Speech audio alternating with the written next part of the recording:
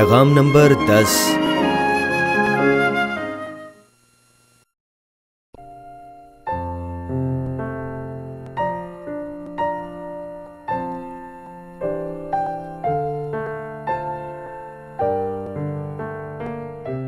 Romeo 9 باب 1 سے 3 آیات۔ میں مسیح میں سچ کہتا ہوں، جھوٹ نہیں بولتا، اور میرا دل بھی روح القدس میں گواہی دیتا ہے کہ مجھے بڑا غم ہے اور میرا دل برابر دکھتا رہتا ہے، کیونکہ مجھے یہاں تک منظور ہو تاکہ اپنے بھائیوں کی خاطر جو جسم کے روح سے میرے قرابتی ہیں، میں خود مسیح سے محروم ہو جاتا۔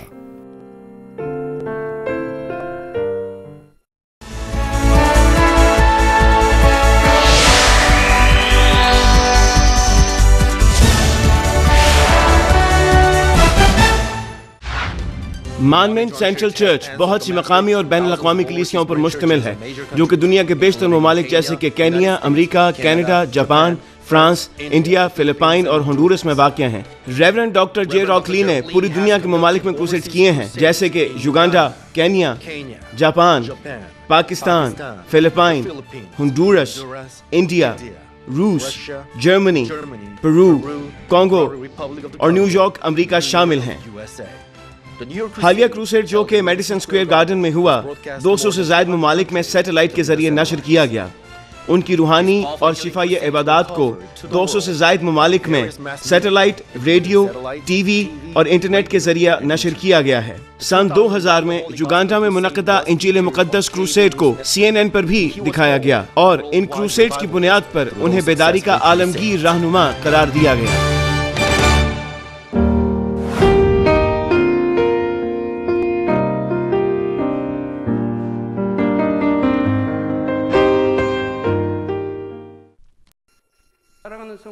مسیح میں عزیز بہنوں اور بھائیوں، یہ بھلائی کا 12واں اجلاس ہے۔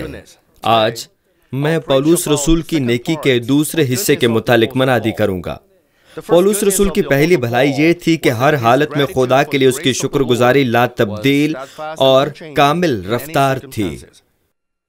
جتنا زیادہ وہ مشکلات اور اذیتیں برداشت کرتا رہا، اس قدر زیادہ ہی خدا کے لیے اس کی شکر گزاری کی مہک تیز ہوتی گئی۔ جب وہ اور سیلاس فلیپی میں خوشخبری کی منادی کر رہے تھے، انہیں زد و کوب کیا گیا اور بیت مارے گئے اور انہیں زندان میں ڈال دیا گیا۔ وہاں انہوں نے حمد کے گیت گائے۔ ذرا خود کو ان کی جگہ پر رکھ کر پرکھیے کہ آپ خدا کا کام کر رہے ہیں۔ آپ کو لوگوں کے سامنے برہنہ کر کے مارا جاتا ہے اور آپ کو قید میں ڈال کر پاؤں کاٹ میں ٹھونک دیے جاتے ہیں۔ آپ کیسے خدا سے دعا کریں گے؟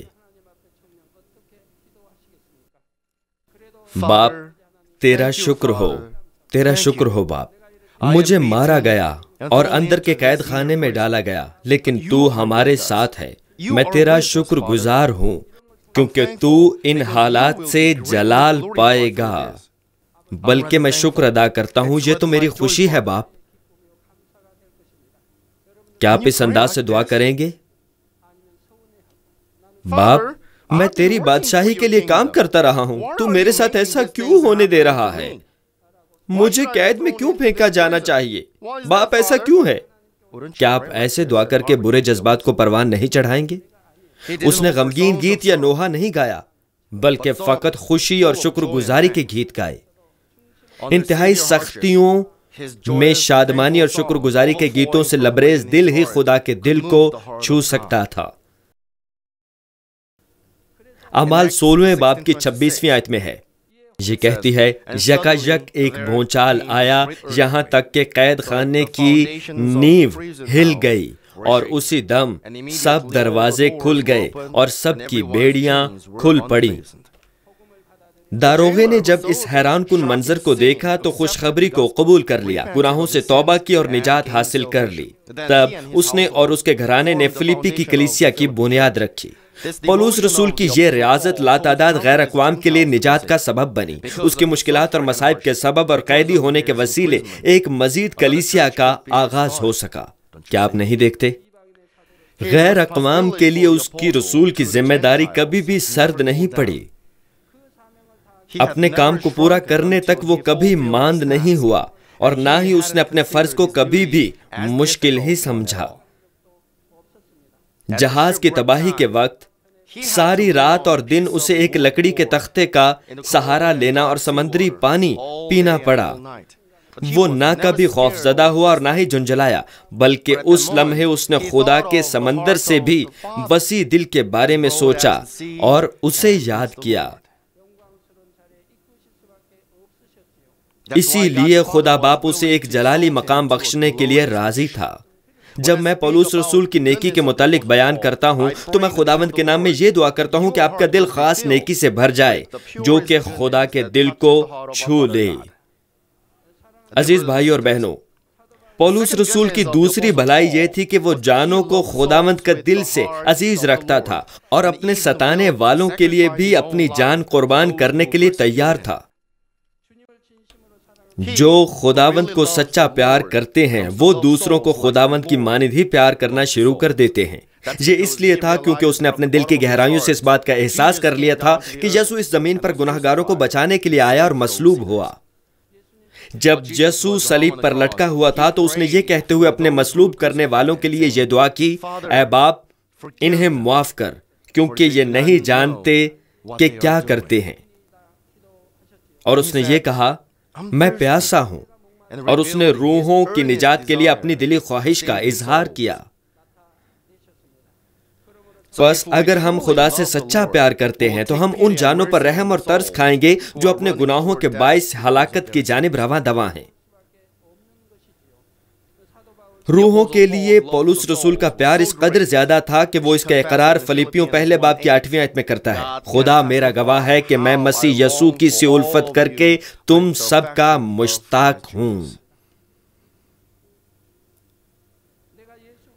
خدا میرا گواہ ہے کہ میں مسیح یسوع کی سی الفت کر کے تم سب کا مشتاق ہوں۔ بالکل جیسے مسیح نے صلیب پر شدید اذیت اور دکھ برداشت کرتے ہوئے گناہگاروں پر رحم کیا، اسی طرح پولس رسول نے بھی مشکلات اور سخت ایذا رسانیوں سے گزرتے وقت اپنی کچھ پرواہ نہ کی، بلکہ پولس رسول خداوند کے نام میں قائم کی گئی کلیسیاؤں اور ان کے ممبران کی پرواہ کرتا اور سدا ان کے لیے دعا کرتا تھا۔ دوسرا کرنتھیوں 11ویں باب کی 28 سے 29 آیات میں ان کے لیے پولس رسول کے دل کی حالت کا بخوبی بیان ہے، اور باتوں کے علاوہ جن کا ذکر میں نہیں کرتا سب کلیسیاؤں کی فکر مجھے ہر روز دباتی ہے۔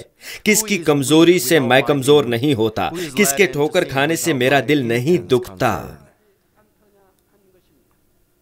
تو پھر پاسٹر اور کلیسیائی اراکین جب آپ کے اور آپ کے خاندان کے ساتھ کچھ غلط ہوتا ہے تو آپ کیا سوچتے ہیں؟ مہربانی سے جائزہ لیجئے کہ کیا آپ کا دل آپ کے اور آپ کے گھرانے کی ہی پرواہ کرتا ہے اور اراکین کو نظر انداز کر دیتا ہے؟ کیا جب آپ کے گھرانے میں کچھ غلط وقوع پذیر ہونے کے مقابلے میں جب ویسا ہی آپ کے ممبران کے ساتھ ہوتا ہے تو آپ بے چین ذہن کے ساتھ ممبران کے خیال رکھنے کو نظر انداز کر دیتے ہیں؟ تب یہ معلوم ہوتا ہے کہ آپ نے خداوند اور ان جانوں کو جنہیں خداوند نے اپنے خون کی قیمت سے خریدا ہے کی نسبت خود کو اور اپنے گھرانے کو زیادہ محبت کرتے ہیں۔ ضرور ہے کہ آپ کو اس بات کا احساس ہو کہ آپ باپ کی بجائے اپنے مفاد کے متلاشی ہیں۔ وہ جانیں قیمتی ہیں، خدا نے انہیں آپ کے سپرد کیا ہے، لیکن آپ خدا کے دیے ہوئے کی بجائے اپنے جسم کو زیادہ عزیز رکھتے ہیں۔ اس بات کا ضرور احساس کیجیے۔ جب خدا نے مجھے اپنے خادم ہونے کے لیے بلایا تو اس نے مجھ سے یہ کلام کیا، میں نے تجھے 3 سالوں تک خالص کیا ہے، اس لیے اب 3 برسوں تک خود کو کلام خدا سے لیس کر۔ تو نے اپنے والدین، بھائیوں، بیوی اور بچوں سے مجھے زیادہ پیار کیا ہے۔ اب اپنے ذخیرہ خانہ سے نکل اور میری راہ پر ہو لے، تیری بیوی ذخیرہ خانہ کو سنبھال لے گی۔ وہ باقاعدہ 3 سال تھے۔ 3 برسوں کی صفائی کے بعد میں روح میں آ گیا، اور اس کے بعد سے میں نے خدا کی بیش بہا برکات کے حصول کا آغاز کر دیا۔ میں نے روح القدس کی واضح آواز کو سننا اور رہنمائی حاصل کرنا شروع کر دیا تھا۔ یقیناً اس وقت خدا کی قدرت میرے ساتھ تھی، لیکن مجھے اس کا احساس نہ تھا کیونکہ اس وقت کوئی بھی میرے پاس دعا کروانے نہیں آتا تھا، لیکن یقیناً خدا کی قدرت مجھے عطا کی گئی تھی۔ چنانچہ میں خدا کا خادم بن گیا اور اپنے چرچ کو قائم کرنے کے وقت سے آج تک میں فقط خدا کے جلال اور جن جانوں کی نگہبانی کا خدا نے مجھے کہا ہے ان کے لیے جی رہا ہوں۔ میری 3 بیٹیوں اور مانمن پریئر سینٹر کی صدر کو اس بات کا بخوبی علم ہے، میں صرف خدا باپ کے جلال کے لیے زندہ ہوں۔ اگر خدا کے جلال کی بات نہ ہوتی تو میں کسی چیز کو دیکھنا بھی گوارا نہ کرتا۔ میں فقط خدا کے جلال کے لیے جیتا ہوں۔ میں خدا سے دعا میں اور اپنے خاندان کے ساتھ کافی وقت صرف کرتا ہوں، اور اگر کچھ فالتو وقت نکل آئے تو میں کلیسیا کے ممبران کے ساتھ ہوتا ہوں۔ تھیولوجیکل سیمنری میں اپنے 4 سالوں کے دوران میں اپنے خاندان کے ساتھ لطف اندوز نہ ہوا۔ میں تفریح کے لیے بھی نہیں گیا، میں صرف خود کو خدا کے خادم کے طور پر تیار کر رہا تھا۔ کلیسیا کے ممبران کی مبارک اور تندرست زندگی کے لیے میں نے اپنا سب کچھ نثار کرنے کی کوشش کی۔ مانمن پریئر سینٹر کی صدر نے دانیل کی دعائے عبادت کے دوران اس بات کا حوالہ دیا کہ وہ ایک بھولی بسری خاتون تھی۔ میں آپ کو بتاتا ہوں کہ اس کلیسیا کے آغاز پر میری حالت کیسی تھی۔ جب میں کوانگ جو پریئر سینٹر جاتا تھا تو پریئر ہاؤس کے لوگ مجھ پر ترس کھاتے تھے۔ میں وہاں ہر ہفتے جاتا تھا، لیکن میرے پاس پیسے نہیں ہوتے تھے۔ ان دنوں ہم کوئلے کی اینٹیں استعمال کرتے تھے، لیکن میں فقط 1 اینٹ ہی استعمال کرتا تھا۔ اگر پیسے ہوتے تو میں 2 خرید لیتا، لیکن میں محض 1 ہی خرید سکتا تھا۔ مجھے دن 1 ہی اینٹ سے گزارنا ہوتا تھا۔ بال پوائنٹ کی بجائے ہم سیاہی والے قلم استعمال کرتے تھے۔ سردیوں کے سویرے سیاہی جم جاتی تھی۔ میں پانی کا پیالہ رکھتا اور اگلی صبح وہ جم چکا ہوتا تھا، اس قدر سردی تھی۔ میں اس طرح ایک چھوٹا سا کمبل سونے کے لیے استعمال کرتا تھا۔ میں چند روز کے لیے ہی ایسا نہیں کرتا تھا، نہ ہی چند مہینوں کے لیے۔ میں وہاں پوری سردیاں گزارتا تھا۔ بہار آتی، گرمی آتی اور دوبارہ سردی آ جاتی، صرف خدا سے رابطے کے لیے، اس سے نبوت کا کلام پانے کے لیے اور فقط روحانی عالم میں بلندیوں اور اس کی گہرائیوں میں جانے کی خاطر۔ جب خدا مجھے کچھ بتاتا تھا میں اسے قلم بند کر لیتا تھا اور پھر وہ سیاہ ہو جاتا تھا۔ میں برف کی مانند سرد کمرے میں سوتا تھا۔ سویرے اٹھنا آسان نہیں تھا، لیکن مجھے صبح سویرے کی عبادت میں جانے کے لیے ناشتے کے بعد چوٹی پر جا کر دعا کرنا ہوتی تھی۔ یہی معمول تھا، لیکن مجھے صبح سویرے اٹھنا پڑتا تھا اور سویرے کی عبادت میں شرکت کرنا ہوتی تھی۔ کھانے کو کچھ زیادہ نہیں ہوتا تھا۔ کمرہ تو ٹانگیں پھیلا کر سونے کے لیے بھی کافی نہیں ہوتا تھا۔ وہ سرد کمرہ تھا جہاں مجھے سونا پڑتا تھا۔ اس کمرے میں بہت زیادہ سردی ہوتی تھی۔ اتوار کی عبادت کے بعد چرچ کی بس مجھے پریئر ہاؤس چھوڑ کر چلی جاتی تھی۔ جمعے کو چرچ بس مجھے واپس لینے کے لیے واپس آ جایا کرتی تھی۔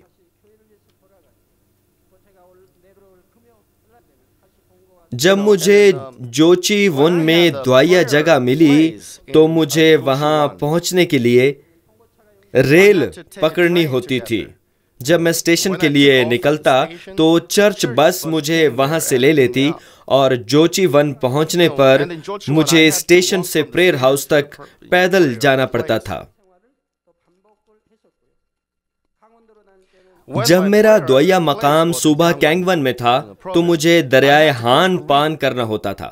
سیول واپسی کے لیے مجھے اپنا سامان اکٹھا کر کے کشتی پر چپو مار کر واپس آنا پڑتا تھا۔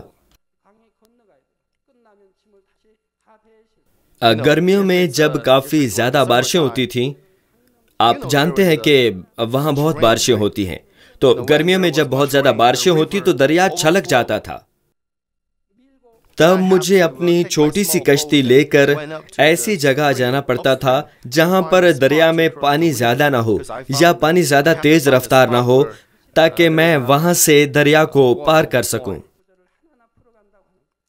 اور یہ کوئی آسان کام نہیں تھا، مجھے کشتی کو 200 سے 300 میٹر تک گھسیٹنا پڑتا تھا۔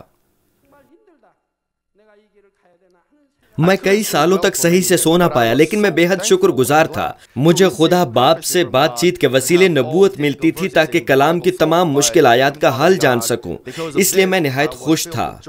میں نے کبھی نہ سوچا کہ میری زندگی بہت کڑی تھی۔ خدا کا کلام حاصل کرنے، اس سے بائبل کی تفصیلات جاننے اور اس سے رابطے کی وجہ سے میں نے کبھی یہ نہیں خیال کیا کہ میری زندگی مشکلات سے اور تکلیفوں سے بھری ہے۔ میں ہمیشہ شکر گزار اور شادمان رہتا۔ اس وقت میں بہت غریب تھا، بس میں جب بھی پولس رسول کا سوچتا تو آنسوؤں کو نہ روک پاتا۔ میں تو اس سے بہتر حالت میں تھا۔ مجھے اس کی مانند ایذا رسانی سے نہیں گزرنا پڑا تھا، نہ ہی اس کی مانند مجھے زد و کوب کیا گیا، نہ ہی قید میں ڈالا گیا۔ بالکل پولس رسول کے کہنے کے عین مطابق، کس کی کمزوری سے میں کمزور نہیں ہوتا، کس کے ٹھوکر کھانے سے میرا دل نہیں دکھتا۔ جب میں کسی رکن کو بیمار دیکھتا ہوں تو میرا دل بھی ایسے ہی دکھتا ہے۔ اس لیے میں بیمار کے لیے مزید دل سوزی سے دعا کرتا ہوں، اور پھر خدا انہیں کسی بھی لا علاج بیماری سے شفا بخشتا ہے۔ جب وہ گناہ کرتے تھے تو ان کی بجائے میں توبہ کرتا اور خدا سے معافی کا خواستگار ہوتا تھا۔ میں ان کے گناہوں کی معافی نہ مانگتا، بلکہ خدا کو یہ کہتا، باپ یہ میری غلطی ہے، میں نے انہیں صحیح طرح سے نہیں سکھایا، اس لیے انہوں نے گناہ کیا۔ لیکن گزشتہ ہفتے خدا نے مجھے بتایا کہ اب اس طرح دعا کرنا ترک کر دو۔ کیا یہ گزشتہ ہفتے کی بات ہے؟ کیا یہ گزشتہ ہفتے کی بات ہے؟ اس نے کہا، تم نے کیا غلط کیا تھا؟ یہ نہ بولو کہ تم نے کچھ غلطی کی، معافی کی بھیک نہ مانگو۔ اس نے یہی کہا تھا، تم نے کوئی غلطی نہیں کی، تم نے حق کی منادی کی تھی، تم نے انہیں جنت اور نئے یروشلم تک پہنچانے کی پوری کوشش کی، تم نے آنسوؤں کے ساتھ انہیں سکھایا، لیکن انہوں نے تمہاری تابعداری نہ کی۔ ایسا کچھ نہیں ہے جو تم نے غلط کیا ہو، اس لیے اب اس طرح دعا نہ کرنا۔ اس نے یہ کہا۔ خدا باپ میری دعا کو سنتا تھا اور ان کو توبہ کا موقع دیتا تھا، چاہے انہیں معاف کرنا نہایت مشکل ہی کیوں نہ دکھائی دیتا تھا۔ جب میں ان کے لیے خدا کے سامنے درخواست کرتا جنہوں نے سخت گناہ کیے ہوتے اور خدا کی رحمت کا حصول نہ کر سکتے، تو میرے دل اور بدن کو ناقابل برداشت درد سہنا پڑتا تھا۔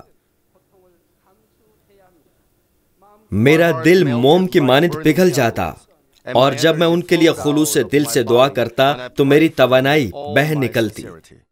اس لیے مجھے کھڑا ہونے میں بھی بہت مشکل پیش آتی، بعض اوقات شدید کپکپاہٹ کا مقابلہ کرنا پڑتا تھا۔ اس صورتحال میں اپنے باطن میں کلیسیا کے ممبران کی وجہ سے ہونے والے دکھ کو اپنے بدن کی درد کے مقابلے زیادہ محسوس کرتا۔ جب کلیسیا کے ممبران خدا کی مرضی کے خلاف عمل کرتے تو پولس کس قدر تکلیف اور نوحہ کرتا۔ بس وہ فلپیوں 3 باب کی 18ویں آیت میں اقرار کرتا ہے، کیونکہ بتیرے ایسے ہیں جن کا ذکر میں نے تم سے بارہا کیا ہے، اور اب بھی رو رو کر کہتا ہوں کہ وہ اپنے چال چلن سے مسیح کی صلیب کے دشمن ہیں۔ اس لیے وہ ہر کلیسیا میں جاتا اور آنسوؤں کے ساتھ دن رات انہیں سمجھانے سے نہ رکتا، تاکہ وہ خوشخبری کی سچائی میں جینے کے قابل ہو سکیں۔ اس نے یہ سب کچھ اس لیے کیا کیونکہ وہ ان جانوں کو عزیز رکھتا تھا جنہیں خداوند نے اپنے لہو کی قیمت سے خریدا تھا۔ پولس کا یہ شدید پیار ان تک محدود نہیں تھا جنہوں نے خوشخبری کو قبول کیا تھا۔ وہ لوگ جنہوں نے خوشخبری کو قبول کیا تھا نجات کی سرحد پر تھے، لیکن جنہوں نے خوشخبری کا انکار کیا تھا وہ نجات کے قابل بالکل بھی نہیں تھے۔ ایک قرض خواہ کی حیثیت سے پولس نے ہمیشہ یہی سوچا کہ وہ ان منفی اور ستانے والے افراد کو کیسے نجات دلا سکتا ہے۔ رومیو 9 باب کی 1 سے 3 آیت میں پولس کے اس دل کے بارے میں لکھا ہوا ہے، میں مسیح میں سچ کہتا ہوں، جھوٹ نہیں بولتا، اور میرا دل بھی روح القدس میں گواہی دیتا ہے کہ مجھے بڑا غم ہے اور میرا دل برابر دکھتا رہتا ہے۔ دیکھیے، شاید آپ مسائل کا شکار ہوں، کچھ بڑے مسائل کا، کچھ مسلسل مسائل اور دلی دکھ کا شکار ہوتے ہیں، لیکن اپنا موازنہ پولس رسول سے کیجئے۔ جسمانی نقطہ نظر سے پولس بے انتہا دکھوں اور غمگینیوں کا شکار تھا۔ کیا آپ کے خیال میں اسے کھانے، سونے اور پہننے کے مسائل درپیش تھے؟ کیا آپ کے خیال میں کوئی گھریلو مسائل تھے؟ جب اسے خدا نے بلایا تو وہ خدا کا خادم بن گیا۔ وہ اپنے خاندان کو یہ مسائل نہیں بتایا کرتا تھا۔ وہ ایک اچھے خاندان سے تھا، تعلیم یافتہ اور رومی شہریت والا تھا، لیکن جب اسے خدا نے بلایا تو اس نے اپنے خاندان سے مشورہ نہیں لیا۔ یہ بائبل میں لکھا ہے، خدا نے بذات خود اسے بلایا۔ اسے کسی دوسرے سے اجازت لینے کی کیا ضرورت تھی؟ کیا آپ یہ سمجھتے ہیں کہ اگر وہ ایسا کرتا تو خدا کو دکھ ہوتا؟ تب اس کا سب سے بڑا غم کیا تھا؟ اس کا مسلسل دکھ کیا تھا؟ وہ فقط خدا کی بادشاہی اور راست بازی کے لیے فکر مند رہا کرتا تھا۔ وہ صرف خدا کی بادشاہی اور راست بازی کے لیے فکر کرتا تھا۔ وہ صرف کلیسیاؤں اور روحوں کے بارے میں فکر کرتا تھا۔ اسے جسمانی فکریں بھی ہوں گی، مگر وہ انہیں فکریں نہیں کہتا۔ اور جو وہ کہہ رہا ہے وہ یہ ہے کہ اس کا دل گواہی دیتا ہے کہ مجھے بڑا غم ہے اور میرا دل برابر دکھتا رہتا ہے، کیونکہ مجھے یہاں تک منظور ہو تاکہ اپنے بھائیوں کی خاطر جو جسم کے روح سے میرے قرابتی ہیں، میں خود مسیح سے محروم ہو جاتا۔ یہاں پر میرے قرابتی سے مراد محض اس کے عزیز نہیں ہیں۔ پولس، جو کہ کبھی فریسی بھی تھا، تبدیل ہوا اور غیر اقوام کے لیے ایک رسول ٹھہرا، اور اس نے بے شمار علاقوں میں جا کر مسیح یسوع کے وسیلے نجات کی منادی کی، لیکن چند یہودی اس سے نفرت رکھتے تھے اور انہوں نے اسے ستایا اور تکلیف دی۔ پولس خوشخبری کے لیے جہاں بھی جاتا وہ اس کا تعاقب کرتے تھے۔ اعمال 23 باب کی 12 سے 13 آیات کے مطابق 40 سے زائد یہودیوں نے یہ قسم کھا کر کہا کہ جب تک ہم پولس کو قتل نہ کر لیں نہ کچھ کھائیں گے نہ پیئیں گے۔ ان کی تعداد میرے والوں سے کم تھی۔ مختلف ممالک میں میرے خلاف بتیرے ایسے افراد ہیں۔ ہمارے ملک میں بھی ایسے لوگ موجود ہیں۔ میں انہیں نہیں جانتا اور نہ ہی وہ مجھے کبھی ملے ہیں۔ مجھے کوئی اندازہ نہیں کہ وہ ایسا کیوں کر رہے ہیں۔ ان کے متعلق میں کیا کہوں جنہیں شیطان اکساتا رہتا ہے۔ پرانے اور نئے عہد نامے میں ہمارے خداوند تمام انبیاء اور خداوند کے شاگرد اور پولس رسول نے فقط نیکیاں ہی کی، لیکن ان سب کو ستانے والوں کا سامنا کرنا پڑا۔ ایسے لوگ ہر وقت ان کو ہلاک کرنے کی کوشش کرتے۔ روحانی اور جسمانی جہان ایسے ہی تقسیم ہیں۔ جسمانی عالم نور اور روحانی عالم سے نفرت رکھتا ہے۔ پولس یہ خواہش رکھتا تھا کہ ایسے کجرو لوگوں کے لیے اسے اگر مسیح سے محروم بھی ہونا پڑتا تو اسے منظور تھا، کیونکہ اس نے بھلائی کے بلند ترین درجے کی تکمیل کر لی تھی، اس حد تک کہ وہ ان کے لیے جو شرارت کی توجیہ ہیں اپنی جان دینے کو بھی تیار تھا۔ مسیح سے محروم ہونے سے مراد جہنم میں جانا ہے۔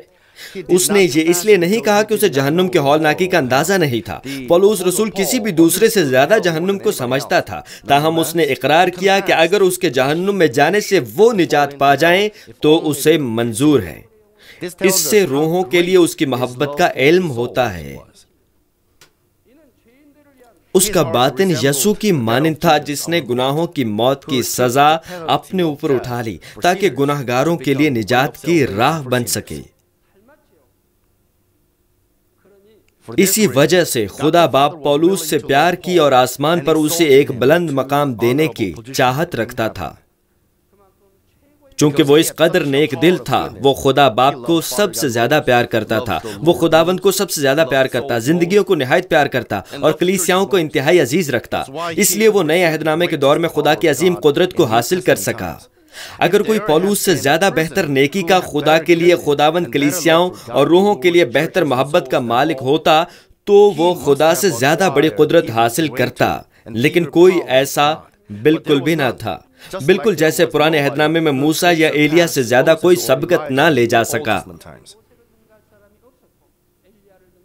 مسیح میں عزیز بہنوں اور بھائیوں، پولس کی تیسری بھلائی یہ تھی کہ قدرت اور مکاشفات کے باوجود بھی اس نے سارا جلال خدا کو ہی دیا تھا۔ خدا باپ نے پولس کے ایمان کو جانا اور اسے عظیم قدرت عطا فرمائی۔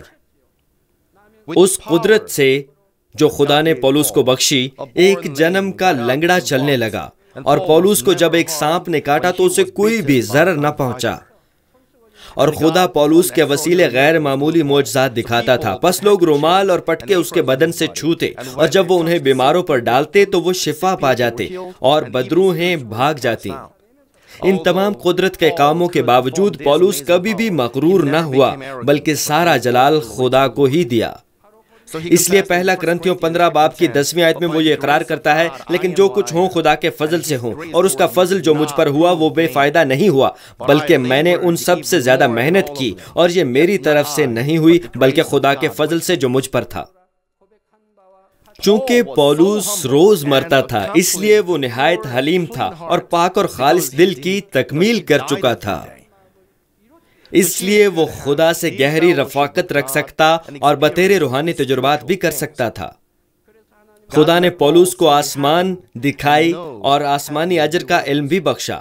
اس کی روحانی عالم کی خواہش اس کی ہڈیوں میں رچ بس گئی تھی۔ جس قدر زیادہ وہ روحانی عالم کی خواہش کرتا، اسی قدر ہی خدا مکاشفات کے وسیلے اس کو روحانی عالم کی سمجھ بخشتا۔ ہمارا خداوند پولوس کو مکاشفات بخشتا اور باپ بیٹے روح القدس آسمان کی بادشاہی اور ملک صدق کو جاننے کی سمجھ دیتا تھا۔ وہ جتنا زیادہ خدا کے باطن کو روحانی پیغامات کے مکاشفے کی بدولت سمجھتا، اتنا زیادہ ہی خدا باپ کے لیے اس کا پیار مضبوط ہوتا جاتا۔ پولس رسول روحانی کلمات کو دل میں محفوظ رکھتا اور ہونہار افراد سے ان روحانی بھیدوں کو بیان کرتا اور خدا کو مزید گرم جوشی سے پیار کرنے کی جانب ان کی رہنمائی کرتا۔ لیکن وہ ایسے افراد کو کوئی کہانی نہیں سناتا تھا جو ان روحانی باتوں کو سمجھ نہیں سکتے تھے، کیونکہ وہ خود پر قابو رکھنے کی قابلیت رکھتا تھا۔ پھر کیا جب آپ نے اس کا مکاشفہ سنا تو اسے کافی لوگوں تک پھیلایا؟ بس کلیسیا میں بہت سے ایسے افراد موجود ہیں جن کی روحانی آنکھیں کھلی ہوئی ہیں اور وہ روحانی علم دیکھ سکتے ہیں، لیکن وہ خاموش ہیں۔ وہ اس میں فخر محسوس نہیں کرتے، وہ اس میں شیخی بھی نہیں مارتے۔ وہ جانتے ہیں کہ اس بارے میں شیخی مارنا بے فائدہ ہے، اس لیے وہ جو کچھ دیکھتے ہیں مجھے بھی نہیں بتاتے۔ وہ اس وقت ہی مجھے بیان کرتے ہیں جب ان کے خیال میں مجھے اس سے مدد ملے یا وہ فضل کا باعث ہو۔ لیکن جیسا کہ میں آپ کو پہلے بیان کر چکا ہوں، آپ سوچے بنا نہیں بولتے، میں نے روحانی چیز دیکھی ہے یا مجھے مکاشفہ ہوا ہے۔ بالفاظ دیگر، اس کلیسیا میں کوئی ایسا نہیں ہے جسے مکاشفہ حاصل ہو۔ میں نے کئی دفعہ یہ بتایا تھا کہ مکاشفہ صرف مجھے حاصل ہوتا ہے۔ خدا نبی بھی کھڑا کرتا ہے جو میری جانب سے دعا کرے اور مکاشفہ حاصل کرے، کیونکہ میں اس سے چپکا نہیں رہ سکتا۔ اس لیے خدا نے کہا تھا کہ اس کلیسیا میں کوئی نبوت نہیں ہوگی اور نہ ہی کوئی مکاشفہ حاصل کرے گا۔ فقط ایک ہی ایسا شخص ہے جو مستقبل کے تعلق سے مکاشفہ حاصل کرتا ہے اور آپ کو ان کے بارے میں بتاتا ہے، اور وہ میں ہوں۔ لیکن آپ یہ کہتے ہیں کہ مکاشفہ لینے کے لیے آپ کا خدا سے رابطہ ہے۔ آپ کو ایسا نہیں کہنا چاہیے۔ اگر آپ یہ سمجھتے ہیں کہ آپ خدا سے رابطے میں ہیں تو آپ کو اپنی جانچ کرنا چاہیے۔ کیا میں نے جھوٹ نہیں بولا تھا؟ کیا میں کوئی گناہ کیے بغیر کسی بدی کے بنا پاک زندگی بسر کر رہا ہوں؟ اگر آپ ایسے شخص ہیں جو دل سوزی سے دعا کرتا ہے، خدا سے، خداوند سے، زندگیوں سے، کلیسیا سے محبت رکھتا ہے، تو آپ خدا سے رابطہ رکھ سکتے ہیں۔ لیکن اگر آپ ایسا نہیں کرتے تو آپ کو ایسا نہیں کہنا چاہیے۔ میں آپ کو بہت بار بتا چکا ہوں، اگر آپ حقیقت میں خدا سے فضل حاصل کرتے ہیں تب آپ کو اسے ثابت کرنے کے لیے ثبوت کے اظہار کے بھی قابل ہونا چاہیے۔ میں نے کیا کہا تھا؟ یہ اس کو ثابت کرنے کے لیے ہے۔ فرض کیجئے کہ آپ کی روحانی آنکھیں کھلی ہیں، ضرور ہے کہ جو آپ دیکھیں ویسا ہی دوسرے بھی دیکھیں۔ میں نے کہا کہ وہ ہو بہو ویسا ہی ہو، جو آپ دیکھتے ہیں وہ ان دوسروں کو بھی دکھنا چاہیے جن کی روحانی آنکھیں کھلی ہیں۔ لیکن فرض کیجئے کہ آپ کسی قسم کا نور دیکھتے ہیں۔ اس کلیسیا کے بہت سے رکن اسے دیکھتے ہیں، وہ خاموش ہیں۔ آپ تاج دیکھتے ہیں، اس کلیسے کے کئی رکن انہیں دیکھتے ہیں۔ یہ پرانی بات ہو چکی ہے۔ 1998 کے سال میں بہت سے لوگوں نے تاج اور اس قسم کی چیزیں دیکھی۔ کیا یہ 1999 تھا؟ موسم گرما کی ریٹریٹ پر نو مرید ایماندار بھی ممبر پر یہ سب دیکھتے تھے، وہ نور دیکھتے تھے۔ لیکن آج کل بہت سے اراکین محض نور دیکھنے پر بھی یہ کہتے ہیں کہ انہوں نے کوئی روحانی چیز دیکھی ہے۔ یہ سب پرانا ہو چکا، اور وہ بلند درجوں کی چیزوں کے متلاشی ہیں، وہ روحانی عالم کی گہرائیوں کے طالب ہیں۔ مثال کے طور پر میں چند ایسے بچوں کا بیان کرتا ہوں جو تائیکوانڈو سیکھ رہے ہیں۔ جب وہ تائیکوانڈو سیکھنے کا آغاز کرتے ہیں تو وہ سفید بیلٹ سے شروع کرتے ہیں۔ بعد میں جب وہ امتحان میں کامیاب ہوتے ہیں تو ان کا درجہ بڑھتا رہتا ہے۔ فرض کیجئے کہ اب وہ نیلی بیلٹ پہنتے ہیں، ان کے ساتھ کیا ہوتا ہے؟ وہ فخر محسوس کرتے ہیں۔ اب وہ زرد بیلٹ پہنتے ہیں، وہ مزید فخر محسوس کرتے ہیں۔ میں چھوٹے بچوں کی بات کر رہا ہوں، وہ جہاں بھی جاتے ہیں بیلٹ پہننے کی کوشش کرتے ہیں۔ اب فرض کریں کہ وہ سرخ بیلٹ پہنتے ہیں، وہ اس کے لیے بھی فخر محسوس کرتے ہیں، وہ اس کے لیے شیخی مارتے ہیں۔ لیکن اب وہ بلیک بیلٹ کے مالک ہیں، اب وہ خاموش رہتے ہیں، وہ اب شیخی باز نہیں رہے۔ ایسا کیوں ہے؟ کیونکہ اب وہ ایسی مہارت کے مالک ہیں جسے دوسرے جانتے ہیں۔ اب آپ پر اعتماد ہیں کہ آپ کے پاس مہارت ہے. اب آپ ایک بلیک بیلٹ کے مالک والا رویہ رکھتے ہیں اور اب آپ کا درجہ بلند ہوتا جاتا ہے، دوسری اور تیسری بلیک بیلٹ. لیکن آپ آسانی سے یہ نہیں بتاتے کہ آپ کس درجے پر ہیں. آپ حلیم ہو جاتے ہیں.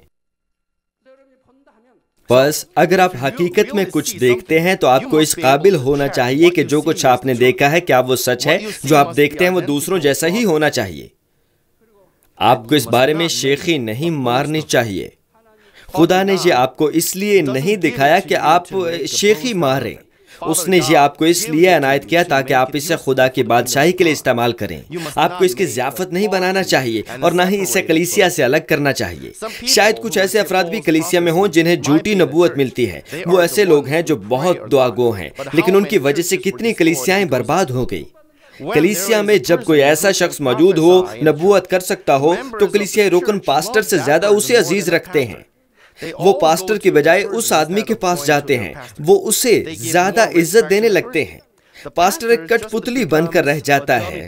اس لیے پاسٹر حضرات ایسے افراد کی طرف سے احتیاط برتتے ہیں جو نبوت کا یا غیر زبانوں کے ترجمے کا دعویٰ کرتے ہیں. جب اس قسم کا شخص کلیسیا میں ہو تو کچھ پاسٹر حضرات اس پر نظر رکھتے ہیں کیونکہ ایسا شخص عوامی تنقید کا باعث بن سکتا ہے. اگر کسی کو حقیقت میں مکاشفہ ملتا ہے وہ مشکلات پیدا نہیں کرتا. کیوں؟ کیونکہ وہ پیشتر ہی پاک ہو جاتا ہے. وہ بغیر کسی بدی کے مقدس ہوتا ہے. وہ خدائی مکاشفات کے متعلق شیخی نہیں مارتا. وہ فقط اپنے پاسٹر کی مدد کرتا ہے. وہ شخصی طور پر کلیسیا کے اراکین پر نبوتیں ہرگز نہیں کرتا. بعض اوقات کوئی بہت دل سوزی سے دعا کرتا اور خدا سے رابطہ کر لیتا ہے. تب شاید میں اجازت دے دیتا ہوں، اس لیے کیونکہ مجھے علم ہوتا ہے کہ وہ شخص اس کے لیے شیخی نہیں مارے گا. وہ یہ سب خدا کی بادشاہی کلیسیا اور پاسٹر کے لیے کرے گا. بلکہ میں اس کی حوصلہ افزائی کرتا ہوں. جب بھی اسے دعوت دی جاتی ہے میں اسے وہاں جانے کی اجازت دیتا ہوں کیونکہ وہ سب کچھ کلیسیا اور پاسٹر کے لیے کرتا ہے. بلکہ میں شکر گزار ہوتا ہوں. یہ سب ایسا ہی ہونا چاہیے. جب آپ کو کلیسیا اور چرواہا تسلیم کر لے، جب اسے ایک سچائی کے طور پر جانا جائے، تو ضرور ہے کہ آپ خدا کی بادشاہی اور راست بازی کے لیے اسے استعمال میں لائیں. اگر آپ اپنے تسلیم اور پہچانے جانے سے قبل مغرور ہیں تو یہ غلط بات ہے. یہ کلیسیا اس قسم کے حادثات سے کبھی مشکل میں نہیں پڑی اور نہ ہی ہمیں مستقبل میں ایسا واقعہ ہونے کی کوئی توقع نظر آتی ہے. اگر غیر متوقع طور پر کوئی ایسا ہے تو مہربانی سے توبہ کریں. وہ یہ کہتے ہوئے خود نمائی چاہتے ہیں کہ وہ زیادہ روحانی علم رکھتے اور چرواہے کی عنایت کے نیچے ہیں. کبھی کبھی میں سننے والوں کو خاموش رہنے کا کہتا ہوں، لیکن کچھ کارکن اس بات کی اجازت نہ ہونے کے باوجود بھی ادھر ادھر پھیلاتے ہیں. اس سے یہ بات پتہ چلتی ہے کہ وہ کس قدر خود نما ہیں. خدا باپ اس بات سے خوش نہیں ہوگا. اگر وہ خدا کی طرف سے عنایت کردہ ہے تو وہ ایسا نہیں کریں گے. نیک دل افراد کسی بھی روحانی علم پر کبھی بھی مغرور نہیں ہوتے. وہ صرف جانوں کو بچانے کے لیے اور بے شمار زندگیوں کو بچانے کی خاطر ایسا کرتے ہیں. لیکن جب شریر افراد روحانی معرفت حاصل کرتے، رویا دیکھتے اور روحانی عالم کے مکاشفات سنتے ہیں، وہ ان سے خود نمائی کے لیے فائدہ اٹھاتے ہیں. یہ خدا کی طرف سے عطا کردہ نہیں ہوتا. خدا چھوٹے بچے کو تیز دھار چھری نہیں دیتا. خدا کسی ایسے فرد کو یہ نعمت نہیں دیتا جو ابھی تک روح میں نہ آیا ہو. نبوت اور ترجمے کی نعمت، یہ نعمتیں ہر کسی کو نہیں مل سکتی. صرف ان کو یہ نعمت دی جا سکتی ہے جو روح میں آتے ہیں، دنیا کی پرواہ نہیں کرتے اور صرف خدا کی بادشاہی کلیسیا اور چرواہے کے لیے کام کرتے ہیں. وہ یہ ظاہر کرتے ہوئے خود نمائی کرتے ہیں کہ ان پر خدا کی ڈھیروں عنایات ہیں جس کی وجہ سے وہ اس مقام تک پہنچے ہیں. کچھ لوگ ایسے ہیں جو ان باتوں پر شیخی مارتے ہیں، لیکن انہیں خدا کی بادشاہی کے لیے ایسا نہیں کرنا چاہیے.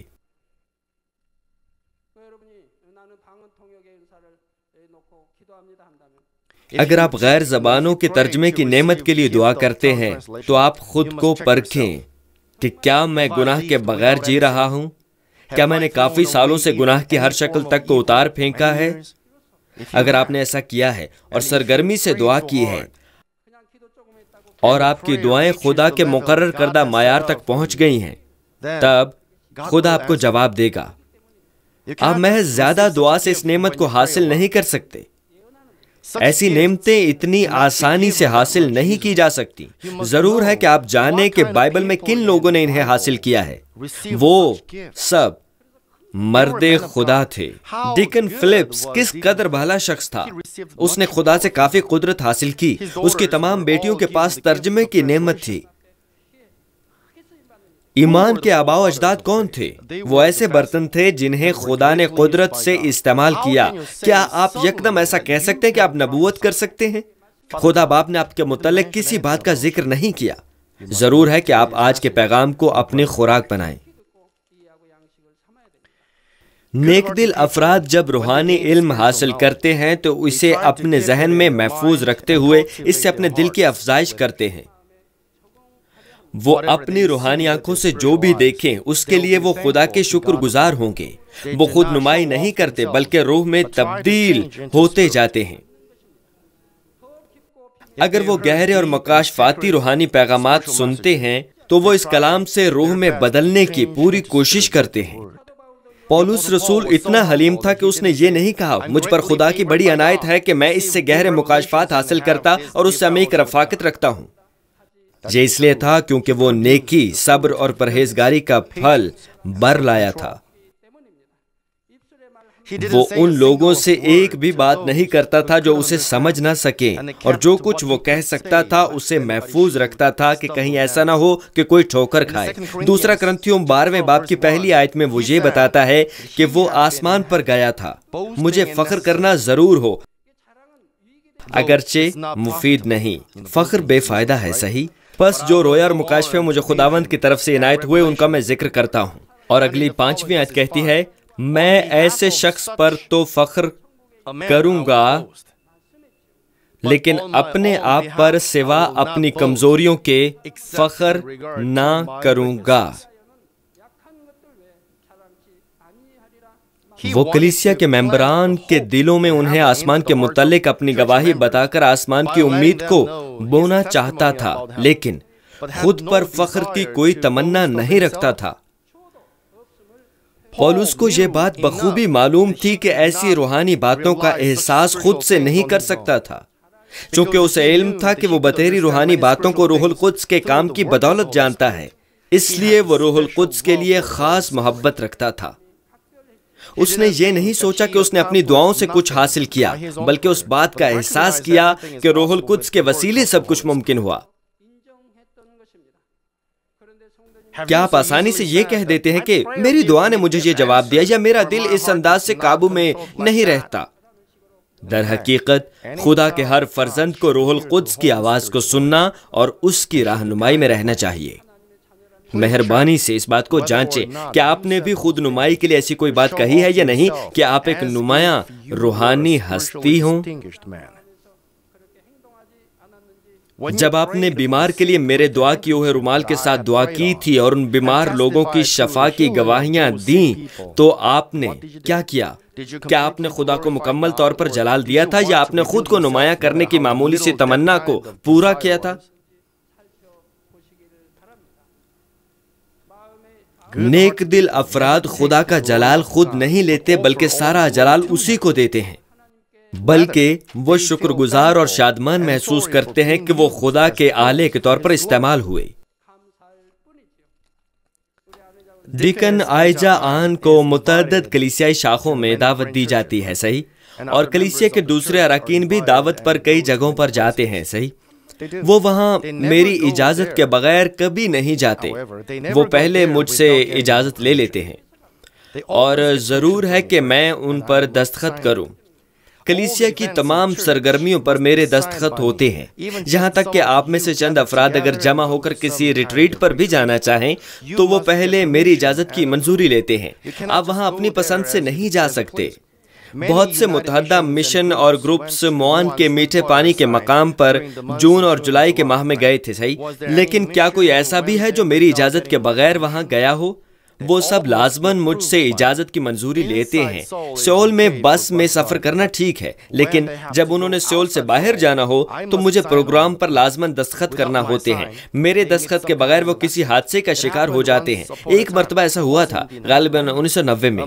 مانمن کنڈرگارٹن تفریح کے لیے میرے دستخط کیے بغیر گئے۔ تب وہاں فلپائن کے ایک بچے کی ٹانگ ٹوٹ گئی تھی، اور بعد میں انہیں یہ معلوم ہوا کہ وہ میرے دستخط کے بغیر وہاں گئے تھے۔ میرے دستخط خدا کے اجازت نامے کی مانند ہے، اور فطرتی طور پر خدا آپ کی حفاظت کرتا ہے۔ بہت سے مشن اور بشارتی دستے تعطیلات میں بشارت کے لیے متعدد جگہوں پر جاتے ہیں۔ ان تمام بشارتی دوروں پر میرے دستخط ہوتے ہیں۔ تمام سرگرمیوں میں، چاہے بڑی ہوں یا چھوٹی، اس کلیسیا کی بالکل یہی ترتیب ہے۔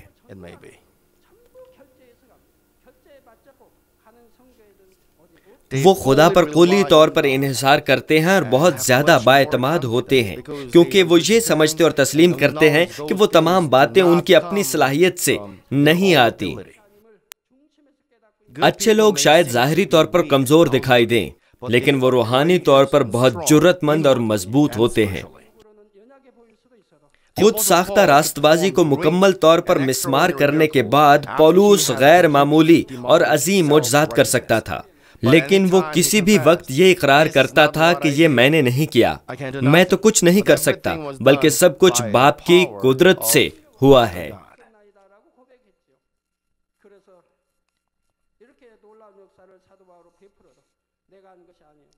لیکن وہ ہر وقت یہ اقرار کرتا تھا کہ یہ میں نے نہیں کیا، میں تو کچھ بھی نہیں کر سکتا، بلکہ سب کچھ باپ کی قدرت سے ہوا ہے۔ جب وہ قدرت کے انوکھے کام کرتا تو وہ اس بات کا اقرار کرتا کہ یہ قدرت اس کی نہیں ہے، بلکہ وہ محض خدا کی قدرت کے بہاؤ کا ایک ذریعہ ہے۔ جس قدر زیادہ عظیم قدرت ظاہر ہوتی، اسی قدر وہ زیادہ فروتن ہو جاتا اور خدا کو زیادہ جلال دیتا۔ ہمارا خدا اس قسم کے نیک فرد کی تلاش میں رہتا ہے اور اسے اپنی قوت اور متعدد نعمتیں بخشتا ہے۔ مجھے امید ہے کہ آپ سب خادمین اور کارکنان نیک دل کی تکمیل کرتے ہوئے خدا سے قدرت حاصل کریں تاکہ آپ گراں قدر طور پر استعمال ہوں۔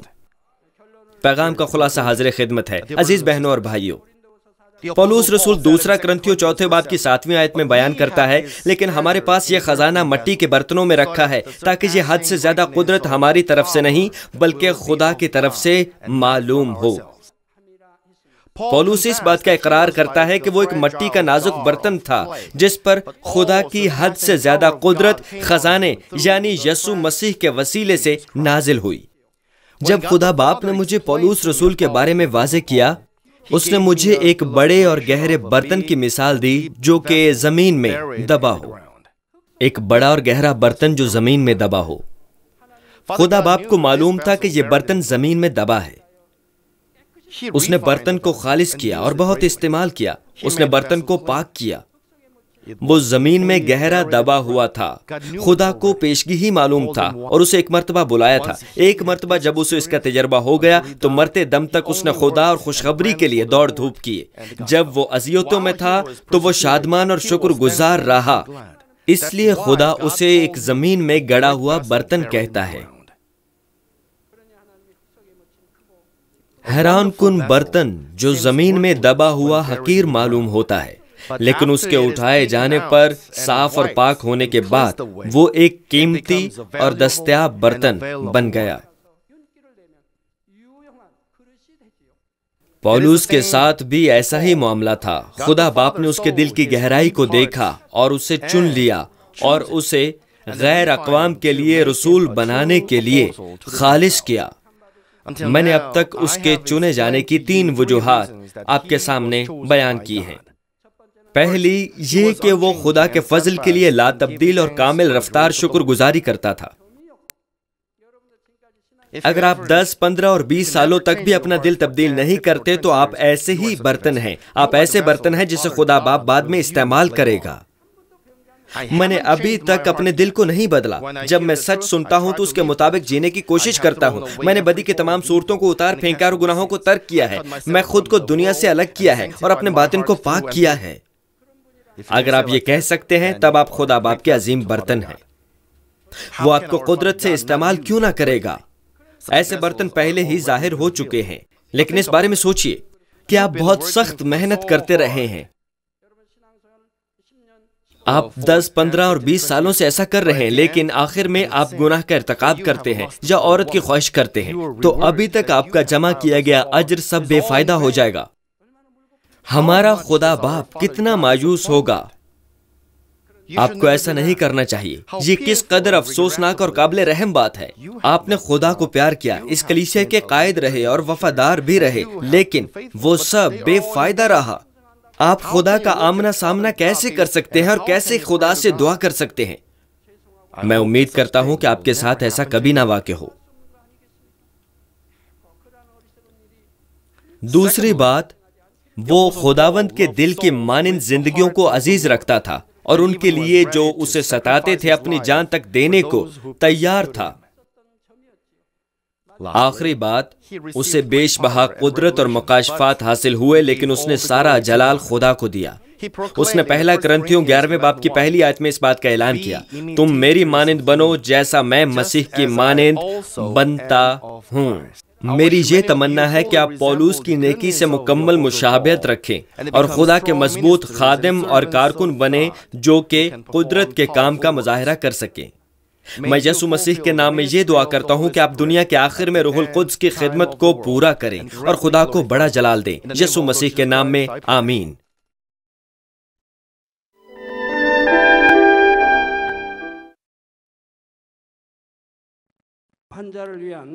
بیماروں کے لیے دعا.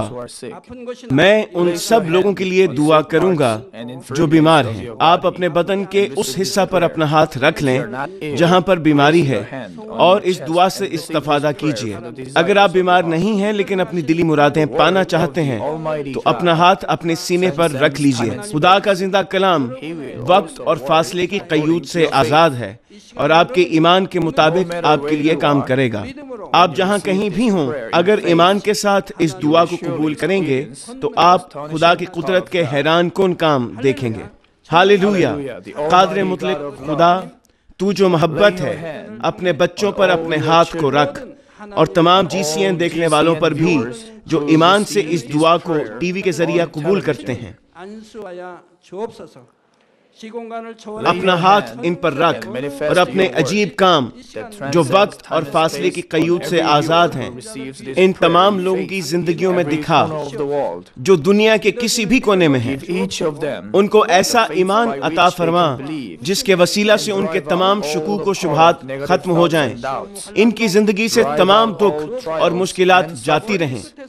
روح القدس کی آگ سے جلا کر اور یسوع کے پاک خون کے وسیلہ سے دھو کر پاک کر دے.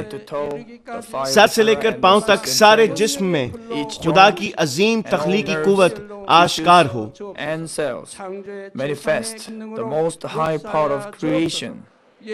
میں خداوند یسوع مسیح کے نام سے دشمن ابلیس اور شیطان، تمام بیماریوں، جراثیموں اور کمزوریوں کو حکم دیتا ہوں کہ ان بدنوں سے الگ ہو جائیں.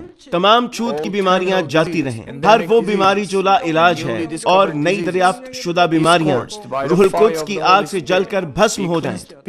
آپ بیماری سے پاک ہو کر زور پائیں. معدے کا کینسر، پھیپھڑوں کا کینسر، رحم کا کینسر، جلد کا کینسر، آنتوں کا کینسر، ایڈز، لیوکیمیا، ذہنی امراض، دل کا عارضہ، پھیپھڑوں کی بیماریاں، ہر قسم کے زنانہ امراض، بلند فشار خون، شوگر، جلدی امراض، ہر قسم کی سوجن جاتی رہیں. پولیو، فالج، جوڑوں کا درد اور کمر کا درد یسوع مسیح کے نام میں ختم ہو جائیں. ہر قسم کا سر درد اور حادثات کے نتیجے میں پیدا ہونے والی ہر جسمانی تکلیف یسوع کے نام میں جاتی رہے. بیماری کی وجہ سے تھکان، نزلہ، زکام اور گلر جیسی بیماریاں روح القدس کی آگ سے جل کر بھسم ہو جائیں. مرگی، ذہنی معذوری، ذہنی دباؤ اور تمام ذہنی بیماریاں یسوع مسیح کے نام سے جاتی رہیں. ہر قسم کی تاریکی ختم ہو جائے اور ان کے دلوں میں اطمینان اور شادمانی آ جائے. خدا باپ تخلیق کی عظیم ترین قوت کے وسیلہ سے یہ جسم جو کمزور ہو چکے ہیں دوبارہ سے زور پائیں. فالج کے جکڑے آزاد ہو جائیں اور لنگڑے چلنا اور چھلانگے لگانا شروع کریں، نظر کی کمزوری جاتی رہے، بہرے سننا شروع کر دیں، اندھے بینائی حاصل کریں اور گونگے لوگ بولنا شروع کر دیں۔ خدا باپ بانجھ خواتین کو اولاد کی برکت عطا فرما، ٹوٹی ہڈیوں کو جوڑ دے اور جسم کے تمام جلے ہوئے حصے مکمل طور پر شفا یاب ہو جائیں۔ نشہ کی لعنت میں گرفتار لوگوں کو روح القدس کی آگ کے وسیلہ سے پاک اور صاف کر دے، جسم کے تمام مردہ خلیے زندہ ہو جائیں، تمام تاریکی جاتی رہے اور ابلیس کی قوتیں نکل جائیں، اور تباہیوں سے محفوظ رکھ اور ان کو برکت دے کہ وہ ایک خوشحال زندگی بسر کریں۔ اے خدا، اپنے فرزندوں کو گھروں اور کاروبار کی جگہ پر روح القدس کی آتشی باڑ میں محفوظ رکھنا، اور تیری آنکھیں جو آگ کے شعلہ کی مانند ہیں ان کو دیکھتی رہیں۔ ان کا باہر جانا اور اندر آنا مبارک ہو، انہیں برکت دے تاکہ یہ لوگوں کو قرض دیں لیکن کسی سے کبھی قرض نہ لیں، انہیں حکمت اور عقل دے اور ان پر فضل کر کہ وہ روح القدس سے معمور ہو جائیں۔ خداوند اپنے خادموں کو وہ کام کرنے کی توفیق اور فضل عطا فرما جو تو نے انہیں سونپا ہے۔ ہر چرچ میں ایک انقلاب برپا کر دے، اپنے بچوں کی رہنمائی کر تاکہ وہ تجھے جلال دیں جو بھی کام وہ کریں۔ اپنے عجائب کا ظہور فرما تاکہ وہ اپنے لبوں سے تیری گواہی دیں کہ وہ تجھ سے ملے ہیں اور تو ان کی دعاؤں کو قبول کرتا ہے۔ خدا باپ، میں تیرا شکریہ ادا کرتا ہوں اور صرف تجھے ہی سارا جلال دیتا ہوں۔ میں خداوند یسوع مسیح کے نام میں یہ دعا کرتا ہوں، آمین۔